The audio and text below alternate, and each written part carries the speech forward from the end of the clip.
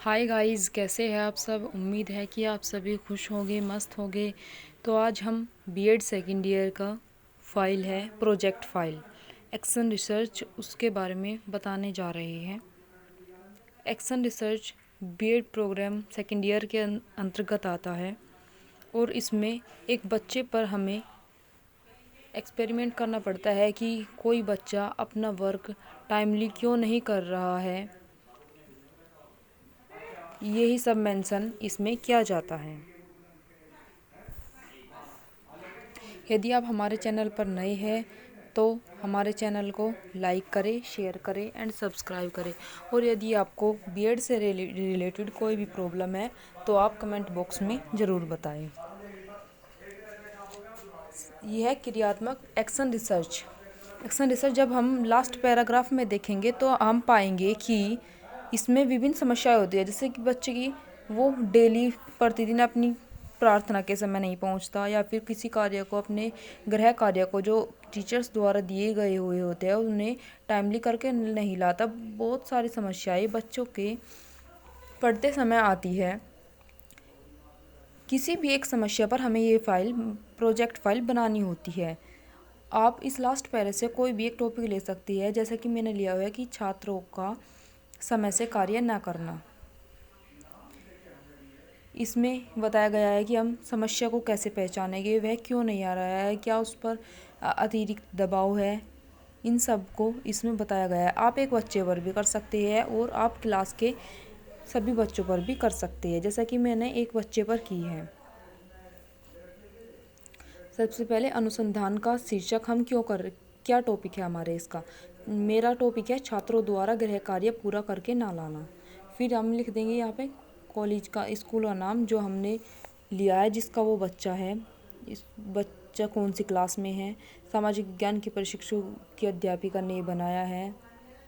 Name, अपनी योग्यता, योजना की पृष्ठभूमि। शिक्षक ने अपने शिक्षक के दौरान यह अनुभव किया कि छात्रा अपना कार्य टाइम से नहीं लाती।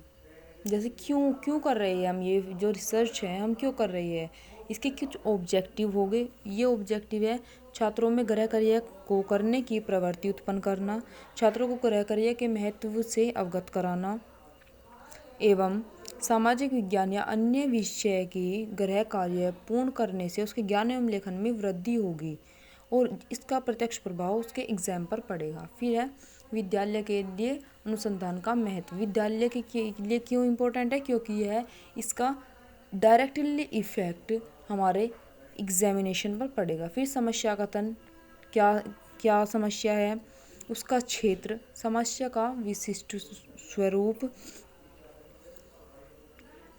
समस्या का परिसीमन। बहुत से कारण हो सकते हैं, बच्चा कार्य करके नहीं रह रहा है, उसके घर में कोई डिस्टरबेंस है या फिर उसकी रुचि नहीं है, इन सब बातों को इसमें मेंशन किया गया है। छात्रों की समस्या का विश्लेषण करेंगे कि टोटल उसकी समस्या क्या है, जैसे कि विषय सामग्री उपलब्ध न होना, उत्तर पुस्तिका घर रह गई, ऐसे बहाने बनाना बच्चों के, और भी बहुत से समस्याएं है, उसकी रुचि न लेना। फिर है समस्या के संभावित कारण। एक ये कॉलम है, साक्ष्य है, तथ्य एवं अनुभव है, अनुसंधान का कर्ता का नियंत्रण और कारणों की प्राथमिकता का क्रम नंबर वाइज। फिर कक्षा में रुचि ना लेना गरीबी के कारण भी हो सकता है, पुस्तक खो जाने के कारण भी हो सकता है।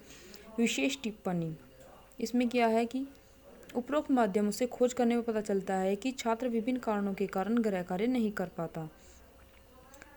फिर इसके कुछ उपकल्पनाएं हैं, जैसे कि यदि छात्रों को दिए गए गृह कार्य की मात्रा प्रारंभ में कम कर दी जाए तो वह टाइमली पूरा कर सकता है, और छात्रों को अधिक से अधिक ध्यान केंद्रित करने के लिए उसे विभिन्न को करिकुलर एक्टिविटी दी जाए, जैसे कि इसमें मेंशन किया गया है, इसके अकॉर्डिंग आप लिख सकते हैं। फिर है क्रियात्मक उपकल्पना। फर्स्ट है किया गया कार्य, कार्यावधि, प्रयुक्त उपकरण या सामग्री यानी कि टीचिंग एड्स। फिर है टोटल टाइम पीरियड।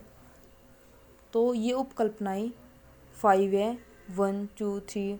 ऐसे ही गृह कार्य क्यों नहीं करता, कम कार्य दे सकते हैं, उसके प्रयोगात्मक प्रैक्टिकल वर्क को बढ़ा सकते हैं, लर्निंग बाय डूइंग के थ्रू कर सकते हैं, किसी ऐतिहासिक इमारत पर ले जा सकते हैं।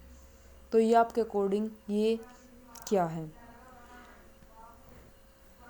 शिक्षक द्वारा गृह कार्य की नियमित जांच करना, सप्ताह में एक बार उपलब्धि परीक्षण लेना और उसको विभिन्न को करिकुलर एक्टिविटी या फिर किसी भी टीचिंग एड के थ्रू पढ़ाना जिससे कि वो इंटरेस्ट ले सके, उसी प्रेजेंटेशन के थ्रू पढ़ाना।